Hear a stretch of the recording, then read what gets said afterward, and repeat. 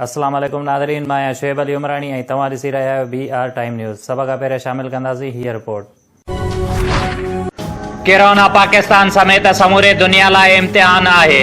Lockdown जे करे मुल्क में बेरोज़गारी वधी आहे। असांखे लॉकडाउन सां गॾु कारोबार बंदि न करणु घुर्जे हा।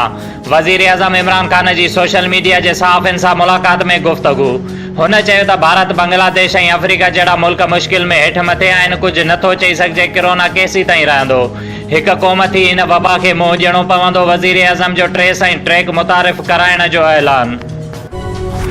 पाक फ़ौज कोरोना जे पखेड़ बाबति ईंदड़ 15 ॾींहनि खे इंतिहाई अहम करार ॾींदे अवाम खे घरनि अंदरि ई इबादत करण जी अपील करे छॾी।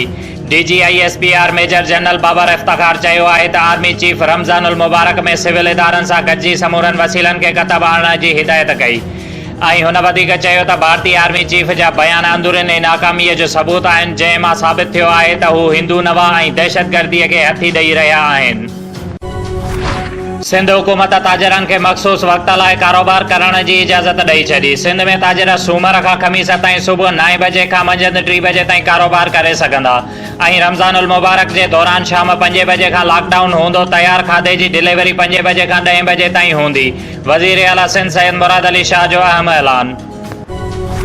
हुकूमत मुल्क भर में लॉकडाउन में 9 मई ताईं वाध करे छॾी। वफ़ाक़ी वज़ीर असद उमर चयो आहे त मुल्क भर में कोरोना वायरस जी टेस्ट सलाहियत खे वधाए रहिया आहियूं ऐं उहो फ़ैसिलो पिणु कयो आहे त रमज़ान में सहर इफ़्तार जे वक़्तु बिजलीअ जी लोड शेडिंग न कई वेंदी। लॉकडाउन में नरमीअ खां पोइ कोरोना वायरस जे वधंदड़ केसनि ते मसीहा फ़िक्रमंद। मर्द डॉक्टरनि खां पोइ लेडी डॉक्टर्स जी हुकूमत खां सख़्त लॉकडाउन जी अपील। हुननि चयो त पंहिंजी जान जी त परवाह न आहे, पर पंहिंजी फैमिलीअ जी त सभिनी खे परवाह हूंदी आहे।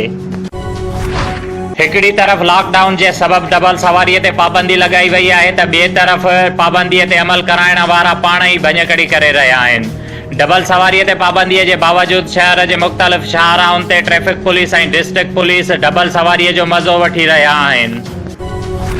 सिंध जे समूरनि शहरनि में 12 बजे खां 3 बजे ताईं लॉकडाउन सख़्तु रहियो, जंहिंमें नवाबशाह, नौशरो फेरोज़, काज़ी अहमद, सईदाबाद, दरिया खान मरी, बिरिया रोड, सखर, हैदराबाद ऐं कराचीअ समेत सिंध जे समूरनि शहरनि में सख़्तु लॉकडाउन, जंहिं सबबि लॉकडाउन जे भञकड़ी करण ते मुख़्तलिफ़ शहरनि में दुकानदारनि ऐं शहरनि खे पिणु गिरफ़्तार कयो वियो ऐं दरिया खान मरीअ में 25 ॼणनि खे गिरफ़्तार कयो वियो। ॿिए तरफ़ बुख ऐं बदहालीअ जो शिकार बणिजंदड़ पौरियतुनि खे राशन न मिलण सबबि फ़ाक़ाकशीअ ते मजबूर, जंहिं ते दरिया खान मरीअ जे पौरियतुनि जो उहो पिणु चवणु हुयो त खेनि लॉकडाउन सबबि न एहसास प्रोग्राम में शामिल कयो वियो आहे, न ई कंहिं बि हुकूमती नुमाइंदे का सारल दी आहे, न ई को राशन मिलियो आहे।